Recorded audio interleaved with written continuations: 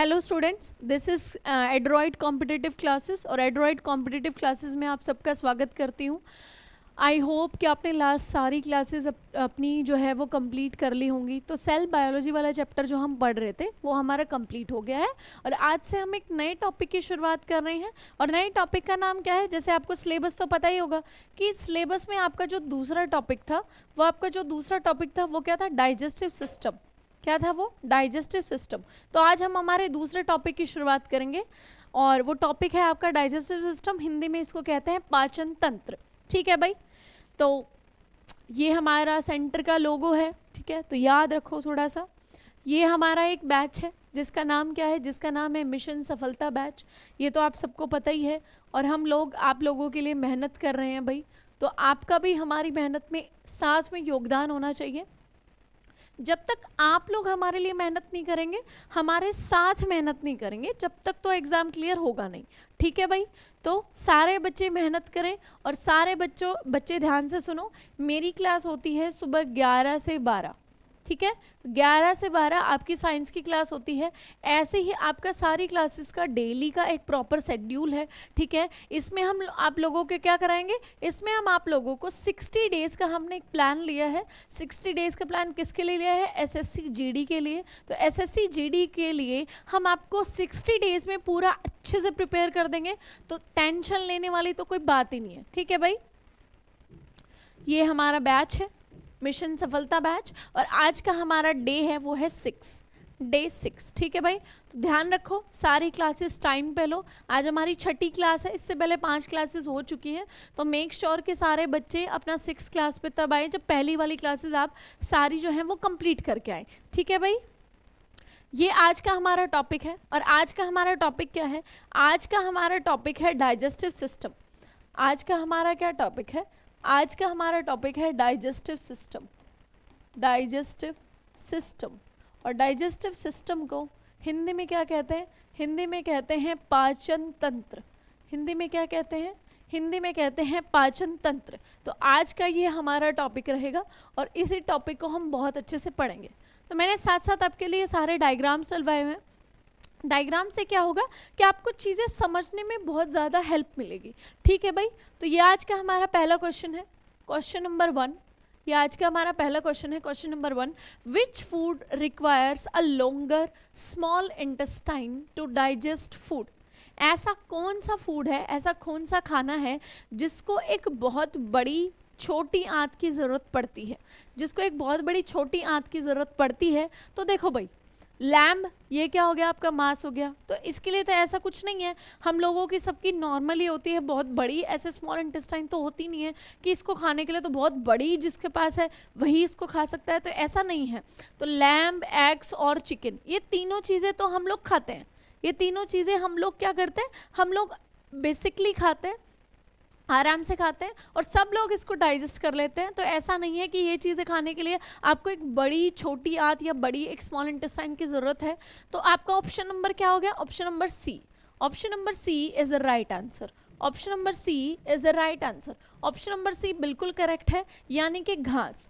घास को डाइजेस्ट करने के लिए, घास को डाइजेस्ट करने के लिए आपको एक बड़ी स्मॉल इंटेस्टाइन की ज़रूरत है। क्यों है भाई? क्योंकि आपका घास क्या है? एक पौधा। आपका घास क्या है? एक पौधा। और हम प्लांट में पढ़ चुके हैं, हम सेल में पढ़ चुके हैं कि जो प्लांट होता है, प्लांट में क्या होती है? प्लांट में होती है सेल वॉल।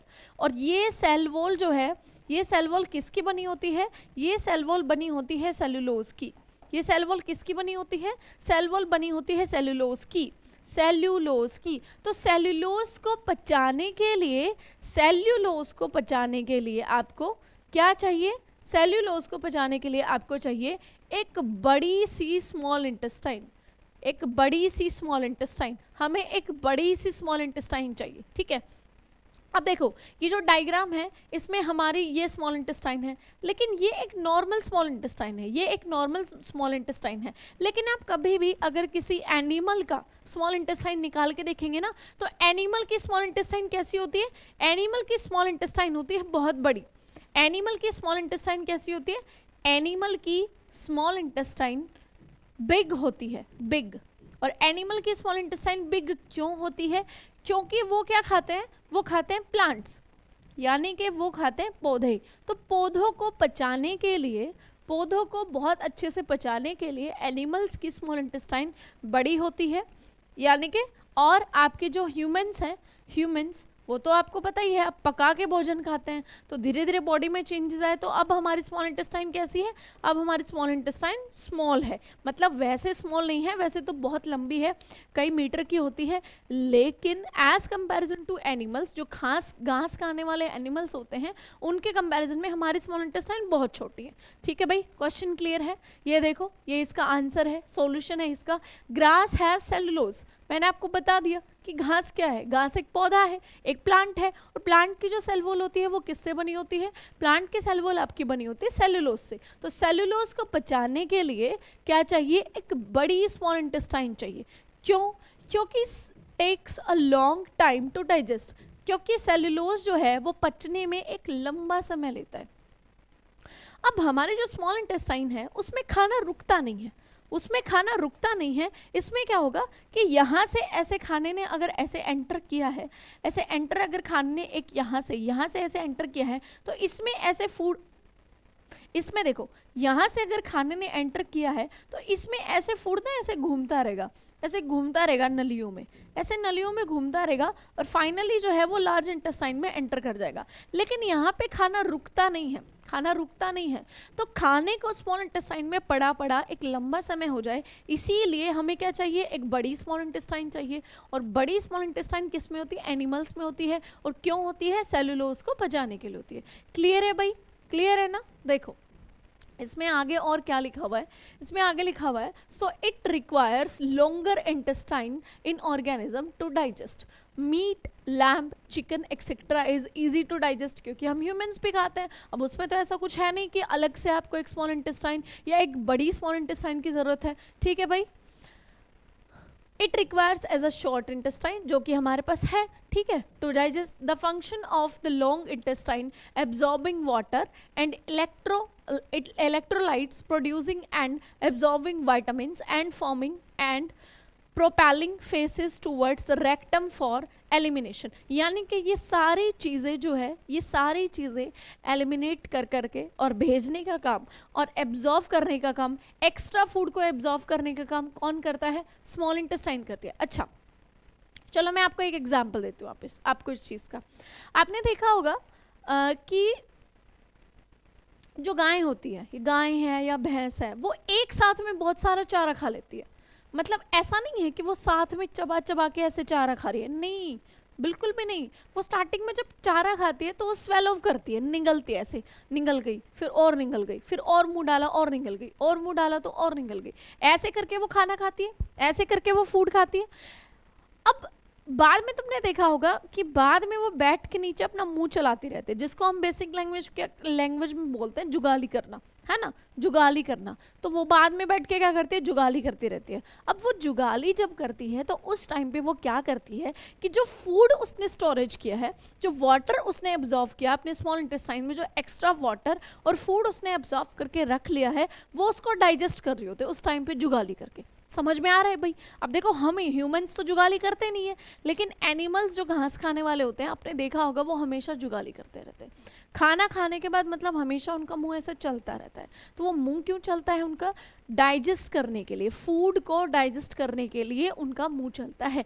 क्लियर है भाई? चलो क्लियर हो गया होगा। अब देखो ये हिंदी में भी मैंने लिखवा दिया है, तो हिंदी में भी आप लोग देख लेना, इसको अच्छे से पढ़ लेना।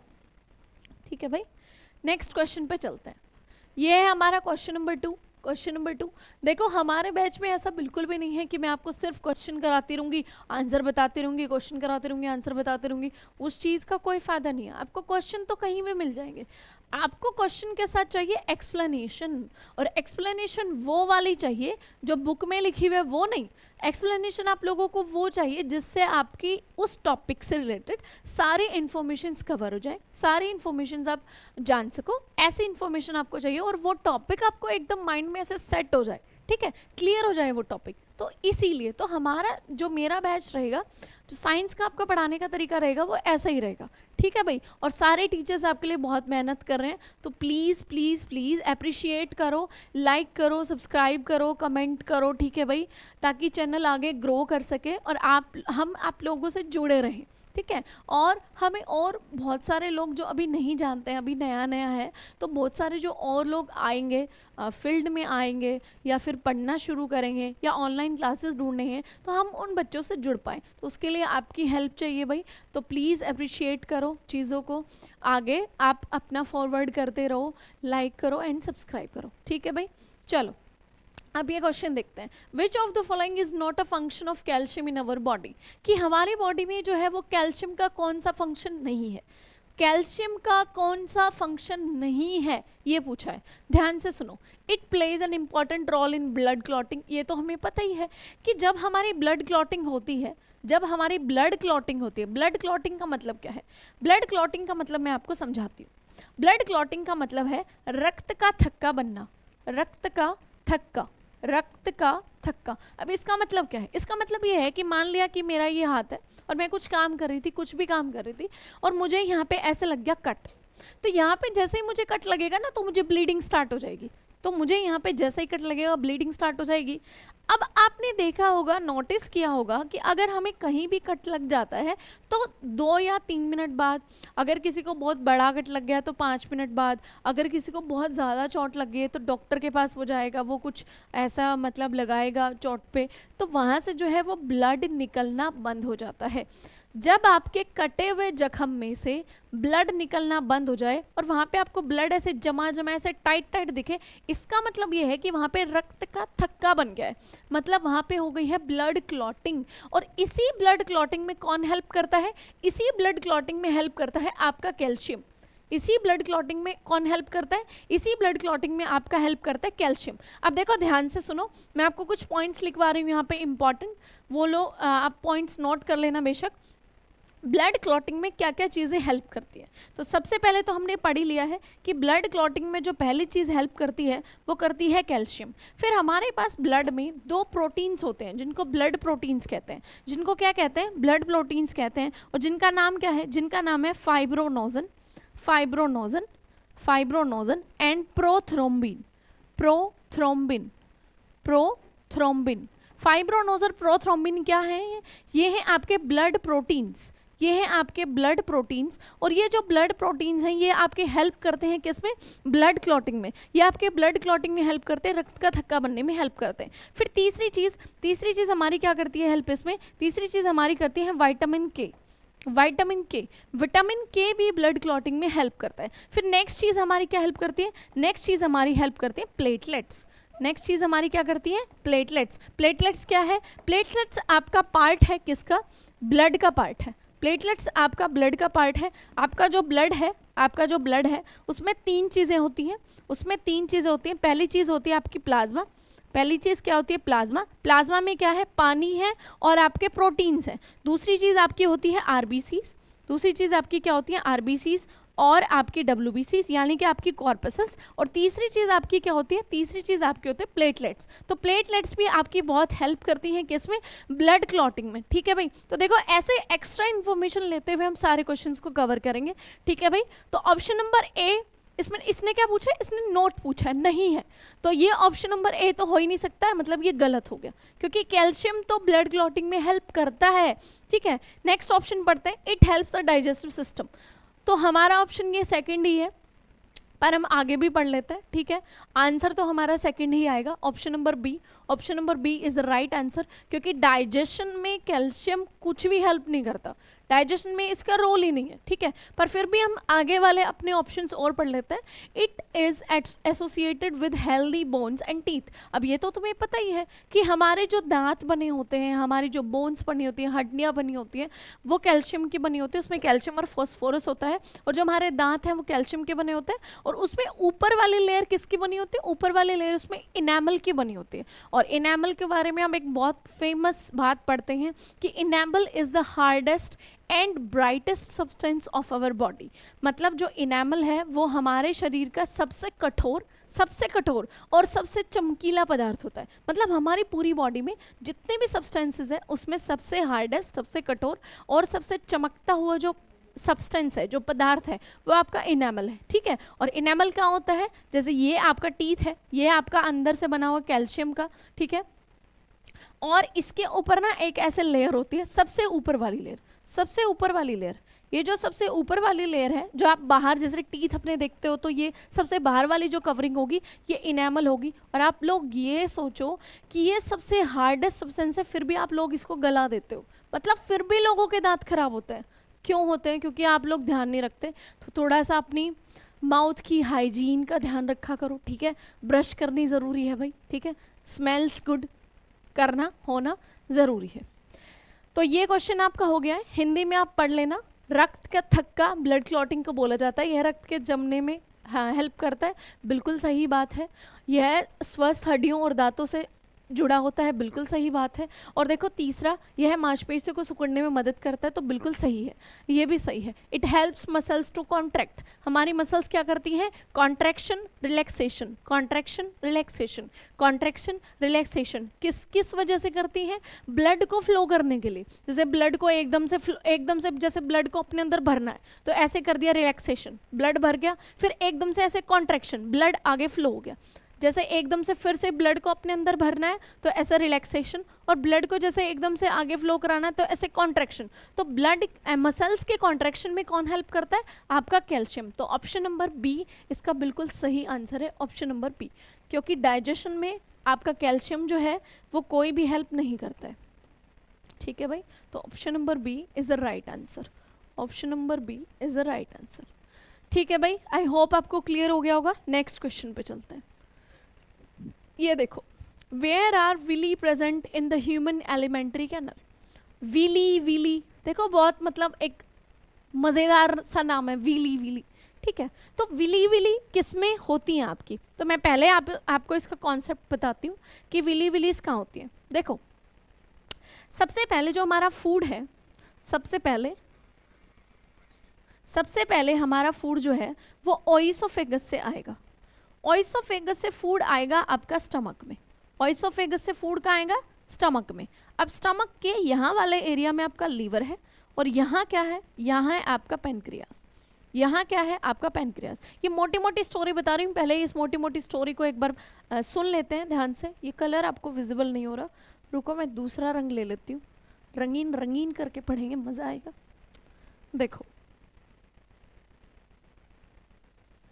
ये आपका फूड पहले माउथ से आपने क्या किया? पहले आपने फूड को क्या किया? इनटेक किया। यहाँ पे क्या हुआ? फूड का इनटेक हुआ, ठीक है। तो खाना आपने खाया, इसके बाद खाना किस में जाएगा? इस फूड पाइप में जाएगा, इस खाने की नाल में जाएगा।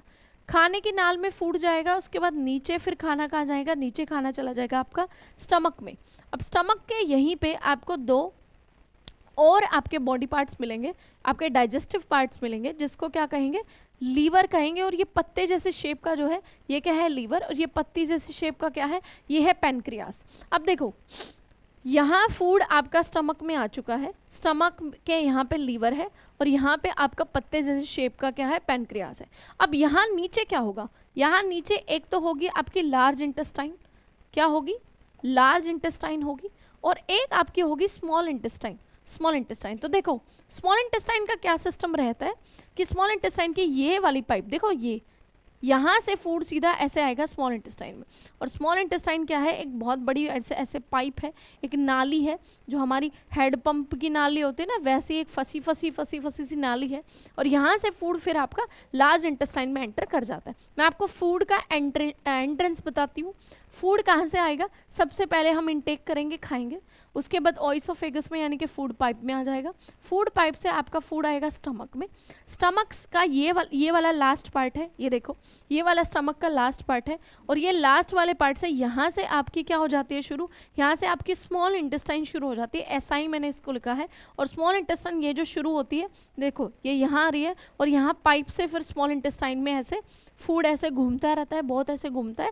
फिर फाइनली यहाँ से लास्ट एरिया से लार्ज इंटेस्टाइन में एंटर कर जाता है, और फिर ये वाला ऐसे प्रोसेस चलता रहता है। तो ध्यान से सुनो आप, मैंने आपको क्या बोला है, मैंने आपको बोला है कि ये हमारी स्मॉल इंटेस्टाइन है। मैं आपको अब सिर्फ और सिर्फ स्मॉल इंटेस्टाइन बता रही हूँ। ये हमारी क्या है, मान लिया ये हमारी है स्मॉल इंटेस्टाइन, ये हमारी स्मॉल इंटेस्टाइन है, और ये हमारी है लार्ज इंटेस्टाइन। ये हमारी क्या है, ये हमारी है लार्ज इंटेस्टाइन, ठीक है, ये हमारी क्या है, लार्ज इंटेस्टाइन। और यहाँ से जो आपका फूड है, जो आपका फूड है वो ऐसे घूम रहा था पहले, तो ये देखो ये स्मॉल इंटेस्टाइन में घूम रहा है ऐसे करके, और यहाँ से एंटर लास्ट में वो करता है किसमें, लार्ज इंटेस्टाइन में, ऐसे ऊपर चढ़ जाता है। तो स्मॉल इंटेस्टाइन का एक लास्ट वाला पार्ट आता है, ये वाला पार्ट, जहाँ से वो स्मॉल लार्ज इंटेस्टाइन में एंटर करता है। तो वहीं पे जो स्मॉल इंटेस्टाइन है, जहाँ से लार्ज इंटेस्टाइन में एंटर करता है, वहीं पे छोटे छोटे ऐसे फिंगर लाइक स्ट्रक्चर्स होते हैं ऐसे करके, जो क्या करते हैं, ये स्ट्रक्चर्स क्या करते हैं, ये स्ट्रक्चर्स क्या करते हैं, ये डाइजेस्टेड फूड को, ये क्या करते हैं, डाइजेस्टेड फूड को, डाइजेस्टेड फूड को क्या करते हैं, एब्जॉर्व कर लेते हैं, डाइजेस्टेड फूड को एब्जॉर्व कर लेते हैं। और इन्हीं स्ट्रक्चर्स को क्या कहते हैं, इन्हीं स्ट्रक्चर्स को कहते हैं विली विली। इन्हीं स्ट्रक्चर्स को क्या कहते हैं, इन्हीं स्ट्रक्चर्स को कहते हैं विली विली, ठीक है। तो विली विली के बारे में एक बहुत फेमस क्वेश्चन भी आता है कि विली विली का स्ट्रक्चर कैसा होता है। तो विली विली का स्ट्रक्चर होता है finger like structure, finger like structure. अब देखो इस क्वेश्चन का जवाब दो। अब देखो विली विली ही कहाँ प्रेजेंट है, तो ऑप्शन नंबर ए क्या है, पैनक्रियास, तो बिल्कुल भी नहीं। पैनक्रियास तो ये पत्ते जैसी शेप है, ये पत्ते जैसी शेप क्या है, ये पत्ते जैसी शेप है आपकी पैनक्रियास, ये पैनक्रियाज है। तो पैनक्रियाज में तो आपकी विली विली नहीं है, मतलब ये ऑप्शन गलत हो गया। दूसरा ऑप्शन पढ़ो, दूसरा ऑप्शन क्या है, ओइसोफेगस यानी कि ग्रास नली। अब बिल्कुल भी इसमें तो विली विली है ही नहीं, क्योंकि ओइसोफेगस तो सिर्फ क्या है, सिर्फ एक पाथ है कि आपका जो मुंह से खाना है वो निकल के और सिर्फ आपका अपना ऐसे पेट तक आ जाएगा, तो ये आपके ओइसोफेगस है। तो ओइसोफेगस भी ऑप्शन नहीं है, तो ये ऑप्शन भी गलत हो गया आपका। तीसरा है आपका स्टमक। अब आपको पता ही है कि स्टमक में तो विली विली नाम का मैंने कुछ बताया ही नहीं, तो स्टमक भी आंसर नहीं आएगा। तो आंसर क्या आएगा, आंसर क्या आएगा आपका, आंसर आएगा आपका स्मॉल इंटेस्टाइन यानी कि छोटी आंत। तो आंसर इज स्मॉल इंटेस्टाइन यानी कि छोटी आंत। समझ में आ रहा है भाई, समझ में आ रहा है। ये देखो ये मैंने आपका विली विली का जो है वो फोटो लगवाया है, बिल्कुल एकदम क्लियर फॉर्म में। तो हम इसको एक बार इसको क्लियर अच्छे से पढ़ेंगे, इसको थोड़ा सा बड़ा करके पढ़ेंगे। ये देखो ध्यान से सुनो, ये ध्यान से देखो, इसको ध्यान से देखते हैं। पेन चेंज करते हैं ताकि आपको बहुत अच्छे से विजिबल हो। ये देखो ये तो क्या है, ये हमारे पाइप हैं। ये हमारे किस चीज़ के पाइप हैं, ये हमारे स्मॉल इंटेस्टाइन के पाइप हैं। तुम्हें दिख रहा होगा, देखो बहुत अच्छे से तुम्हें विजिबल होगा कि ये क्या है, ये हमारे स्मॉल इंटेस्टाइन के पाइप हैं। ये देखो ये सब क्या है, ये सब है स्मॉल इंटेस्टाइन, ये सब स्मॉल इंटेस्टाइन बना हुआ है, ये सब स्मॉल इंटेस्टाइन बना हुआ है। और फिर ये देखो ध्यान से, ये जो पिंक कलर से मैंने बनाया है ये आपकी क्या है, ये है आपकी लार्ज इंटेस्टाइन। ये क्या है आपकी, ये है आपकी लार्ज इंटेस्टाइन। ये देखो ये जो शेप मैं अभी बना के फोटो में आपको बता रही थी, ये क्या है, ये है लार्ज इंटेस्टाइन। ये क्या है, लार्ज इंटेस्टाइन। तो स्मॉल इंटेस्टाइन का ये देखो बड़ा फेस दिखाया हुआ है, स्मॉल इंटेस्टाइन का बड़ा फेस दिखाया हुआ है। आप ऊपर हेडिंग लिखो स्मॉल इंटेस्टाइन, स्मॉल इंटेस्टाइन, और ब्रैकेट में लिखो विली विली, क्योंकि आपका टॉपिक चल रहा है विली विली, ठीक है। ये देखो ये जो आपकी स्मॉल इंटेस्टाइन है, इसमें क्या है, इसमें ऐसे फिंगर लाइक ऐसे स्ट्रक्चर्स हैं। ये फिंगर लाइक स्ट्रक्चर देखो आपको पूरे बड़े बड़े दिख रहे होंगे, ये फिंगर लाइक स्ट्रक्चर आपको पूरे बड़े बड़े दिख रहे होंगे, पूरे बड़े बड़े दिख रहे हैं। अब इसमें ध्यान से देखो, इसमें यहाँ आपके क्या आई हुई है, यहाँ आपकी देखो आई हुई है ब्लड वेन्स, यहाँ आपकी क्या हुई है, यहाँ आपकी आई हुई है ब्लड वेसल्स, यहाँ आपकी क्या आई है, ब्लड वेसल्स। आपको देखो यहाँ पे ब्लू कलर की भी दिख रही होंगी और आपको कुछ रेड कलर की भी दिख रही होंगी। तो जो रेड कलर की हैं ये क्या करती हैं, ये डाइजेस्टेड फूड को एब्जॉर्व करेंगी, डाइजेस्टेड फूड को एब्जॉर्व करेंगी, और एब्जॉर्व करके डाइजेस्टेड फूड में क्या क्या है, सारी चीज़ें हैं, हमारे अमीनो एसिड्स हैं, हमारे प्रोटीन्स हैं, हमारे वाइटामिन्स हैं, उसको सारे को अपना डाइजेस्ट करके और अपना एब्जॉर्व करके और क्या करेंगी, पूरी बॉडी में फ्लो कर देंगी, पूरी बॉडी में पहुंचा देंगी, बॉडी में क्या कर देंगी, बॉडी में कर देंगी ट्रांसपोर्ट, बॉडी में क्या कर देंगी, ट्रांसपोर्ट। तो अगर पेपर में क्वेश्चन आए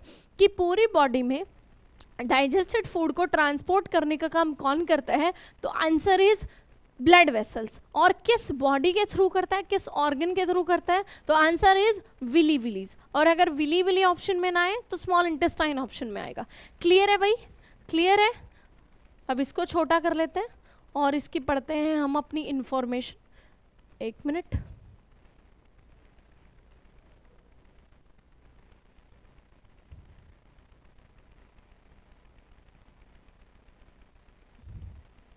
ठीक है।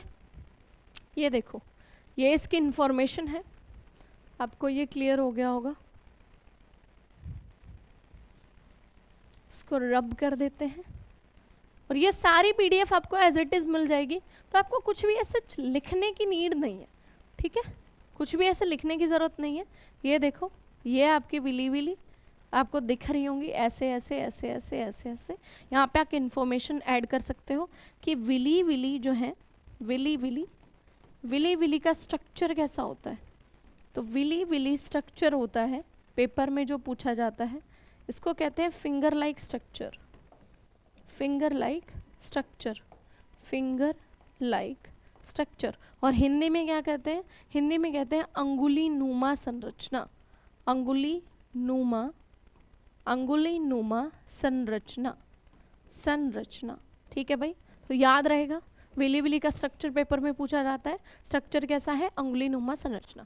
ये देखो, ये देखो, यहाँ पे मैंने इसकी इन्फॉर्मेशन लिखवाई हुई है।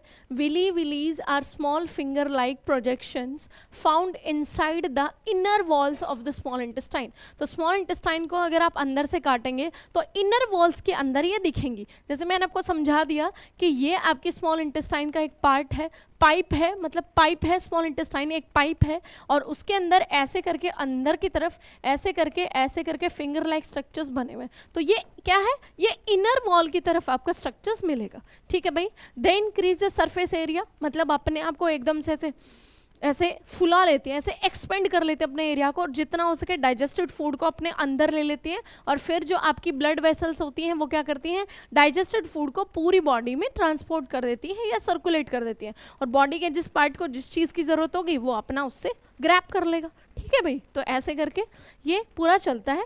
The small intestine has 3 parts, the duodenum, jejunum and ileum, ठीक है। तो स्मॉल इंटेस्टाइन के 3 पार्ट होते हैं, डिओडेनम, जेजुनम और इलियम।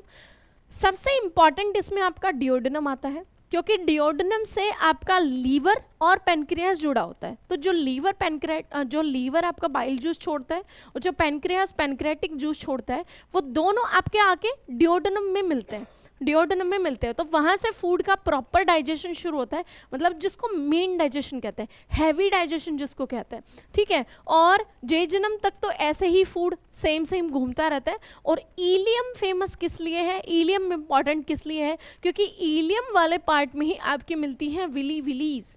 तो इलियम वाले पार्ट में जाके क्या होता है कि जितना भी डाइजेस्टेड फूड है वो सोख लिया जाता है, और जो अनडाइजेस्टेड अब बचेगा ना, जो अनडाइजेस्टेड फूड बचेगा, जो बेफालतू का है या थोड़ा बहुत एक्स्ट्रा है या जो थोड़ा बहुत अभी तक डाइजेस्ट नहीं हुआ है, वो आपका कहाँ चला जाएगा, वो आपका एंटर कर जाएगा लार्ज इंटेस्टाइन में। वो आपका कहाँ एंटर करेगा, लार्ज इंटेस्टाइन में। क्लियर है भाई। ये देखो, डिओडेनम को हिंदी में कहते हैं ग्रहणी, जेजुनम को हिंदी में कहते हैं मध्यांत्र यानी कि मध्य की आंत, और आपका इलियम को हिंदी में क्या कहते हैं, शेषांत, ठीक है भाई। शेषांत मतलब शेष आंत, शेष मतलब बची हुई आंत, ठीक है। तो ऐसे करके आप हिंदी में याद कर सकते हैं। ये देखो, in human beings the small intestine is coiled and is about metre long. मनुष्यों में क्षुद्रांत छोटी आंत कुंडलित होती है और लगभग 1.5 मीटर लंबी होती है। इसका आंसर आप लोग मुझे कमेंट में दोगे। बहुत ही इजी क्वेश्चन है, बहुत इजी क्वेश्चन है। तो आज का क्वेश्चन यही रहेगा आपका, इसका आंसर आप लोग मुझे कमेंट बॉक्स में दोगे, ठीक है भाई।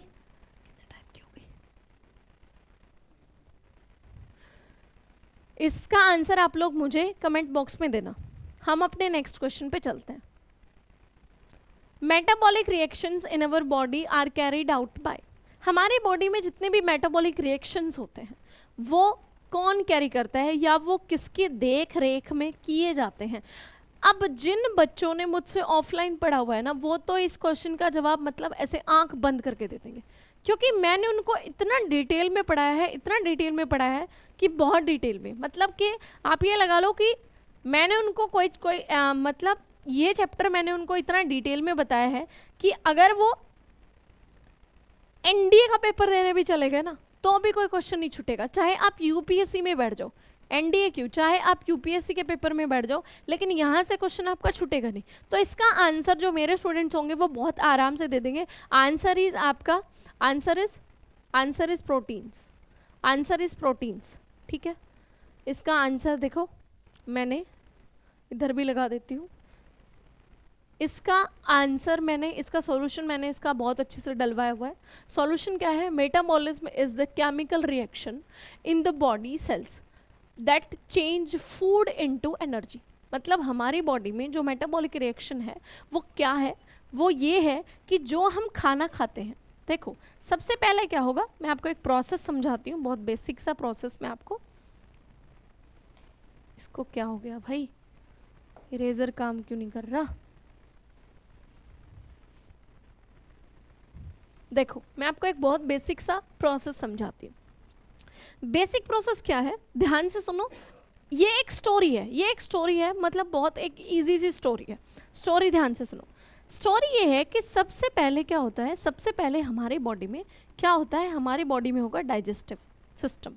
डाइजेस्टिव सिस्टम से हम क्या करते हैं, हम खाते हैं फूड, ठीक है। और जो फूड हमने खाया है उससे हमारे पास जो मेन एनर्जी का सोर्स बनेगा वो बनेगा ग्लूकोज। वो क्या बनेगा? वो बनेगा ग्लूकोज। ध्यान से सुनते रहो। तो हमारे पास एक मेन इंग्रेडिएंट हमारा रेडी हो गया है and that is glucose, that is glucose. अब हमारे दूसरे प्रोसेस पे बढ़ते हैं। हमारा दूसरा प्रोसेस जो है वो क्या रहेगा? हमारा दूसरा प्रोसेस रहेगा रेस्पिरेटरी सिस्टम। हमारा दूसरा प्रोसेस रहेगा रेस्पिरेटरी सिस्टम, रेस्पिरेटरी सिस्टम। और रेस्पिरेटरी सिस्टम से हम लोग क्या लेते हैं? रेस्पिरेटरी सिस्टम से हम लेते हैं ऑक्सीजन यानी कि O2। हम क्या लेंगे? ऑक्सीजन यानी कि O2, ऑक्सीजन यानी कि O2। ध्यान से सुनो, ध्यान से, एकदम ध्यान से सुनो। अब हमारे पास हमारे दो मेन इंग्रेडिएंट रेडी हो गए हैं। हमारे पास हमारे दो मेन इंग्रेडिएंट रेडी हो गए हैं। क्या क्या है? पहला है आपका क्या? पहला है आपका ग्लूकोज और दूसरा आपका क्या है? ऑक्सीजन। दूसरा आपका क्या है? ऑक्सीजन। अब क्या होगा? अब मैंने तुम्हें एक चीज़ बताई थी, मैंने तुम्हें एक चीज़ बताई थी, समझाई थी, बहुत अच्छे से समझाई थी कि हमारी बॉडी में या हमारी सेल्स में एक पावर हाउस होता है। हमारी सेल्स में क्या होता है? एक पावर हाउस होता है। और ये पावर हाउस क्या करता है? एटीपी फॉर्म करता है, एडिनोसिन ट्राइफॉस्फेट बनाता है। और ये एडिनोसिन ट्राइफॉस्फेट क्या है? हमारी बॉडी की एनर्जी करेंसी है। ये एडिनोसिन ट्राइफॉस्फेट क्या है? हमारी बॉडी की क्या है? Energy currency. और ये पार्ट आपका कौन सा था? ये पार्ट आपका बहुत अच्छा पार्ट था जो बहुत फेमस है, जिससे बहुत सारे पेपर में क्वेश्चन आते हैं, and that is mitochondria. That is mitochondria. तो माइटोकॉन्ड्रिया आपका स्ट्रक्चर में कुछ ऐसा ऐसा ऐसा ऐसा दिखता है, ठीक है। माइटोकॉन्ड्रिया स्ट्रक्चर में कुछ ऐसा ऐसा दिखता है। तो ये आपका हो गया माइटोकॉन्ड्रिया। अब ध्यान से सुनो, अब क्या होगा? जो डाइजेस्टिव सिस्टम से हमने ग्लूकोज लिया है और जो रेस्पिरेटरी सिस्टम से हमने ऑक्सीजन लिया है, वो आपका ग्लूकोज और वो आपका ऑक्सीजन आ जाएगा किसके पास? वो आपका आ जाएगा माइटोकॉन्ड्रिया के पास। और ये माइटोकॉन्ड्रिया इन दोनों चीज़ों को मिला के एटीपी का निर्माण करेगा। एटीपी यानी कि आपकी करेंसी का निर्माण करेगा, करेंसी का निर्माण करेगा। और जब एटीपी या मतलब कि ग्लूकोज और ऑक्सीजन से आपकी एटीपी बनेगी, यानी कि आपकी बॉडी में क्या बनेगी? आपकी बॉडी में एनर्जी बनेगी। तो इसी प्रोसेस को कहते हैं मेटाबॉलिक रिएक्शंस। इसी प्रोसेस को क्या कहते हैं? इसी प्रोसेस को कहते हैं मेटाबॉलिक रिएक्शंस। Metabolic reactions. ध्यान से एक बार और बता देती हूँ, मतलब बहुत मोटा मोटा बता देती हूँ। आपका क्या होगा? आपने डाइजेस्टिव सिस्टम करा, डाइजेस्टिव सिस्टम आपका कंप्लीट हो गया, आपने करा डाइजेशन, उससे आपको क्या मिला? उससे आपको मिला ग्लूकोज। डाइजेशन आपने करा, उससे मिला ग्लूकोज। फिर आपने किया रेस्पिरेशन, फिर आपने क्या किया? आपने किया रेस्पिरेशन, और रेस्पिरेशन से आपकी बॉडी को क्या मिला? ऑक्सीजन। ऑक्सीजन। अब ये दोनों चीज़ें किसके पास चली जाएंगी? ये दोनों चीज़ें आपकी चली जाएंगी माइटोकॉन्ड्रिया के पास। ये दोनों चीज़ें किसके पास चली जाएंगी? माइटोकॉन्ड्रिया के पास। और माइटोकॉन्ड्रिया इन दोनों चीज़ों से क्या बनाएगा? दोनों चीज़ों से बनाएगा एनर्जी। दोनों चीज़ों से क्या बनाएगा? एनर्जी। तो जब आपकी फूड, आपका फूड चेंज किस में होता है? आपका फूड चेंज होगा किस में? एनर्जी में। तो उसको क्या कहेंगे? इस प्रोसेस को क्या कहेंगे? इस प्रोसेस को कहेंगे मेटाबॉलिक रिएक्शन। इस प्रोसेस को क्या कहेंगे? Metabolic reaction.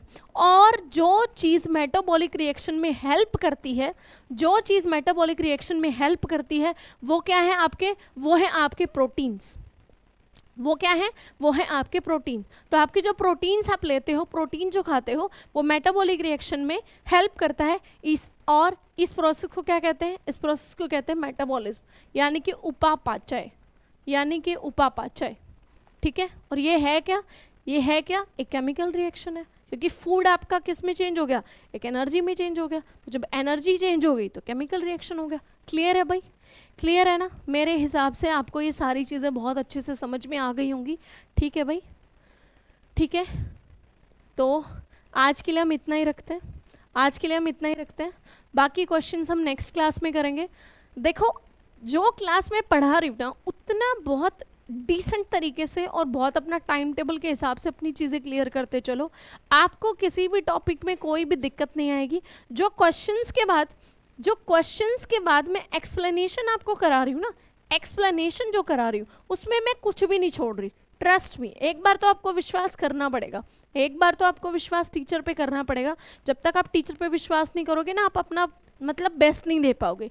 जब आप टीचर के साथ कोऑर्डिनेट करके चलोगे ना, तो आपका एग्जाम भी निकलेगा, जॉब्स भी लगेंगी, और एक दिन ऐसा भी आएगा कि आप एक नौकरी छोड़ रहे हो दूसरी पकड़ रहे हो, एक छोड़ रहे हो दूसरी पकड़ रहे हो, तो ऐसा समय भी आएगा। और किसी भी बच्चे को नोट्स की टेंशन लेने की कोई ज़रूरत नहीं है। ये हमारा टेलीग्राम चैनल है, तो टेलीग्राम चैनल पर आपको सारी PDFs मिल जाएंगी। ठीक है। और भाई मेक श्योर कि सारे बच्चे टाइम से, मतलब ऑन टाइम क्लास में उपस्थित हों। ऑन टाइम सारे बच्चे क्लास में प्रेजेंट होने चाहिए। ठीक है भाई? तो नेक्स्ट क्लास में मिलते हैं। Thank you so much.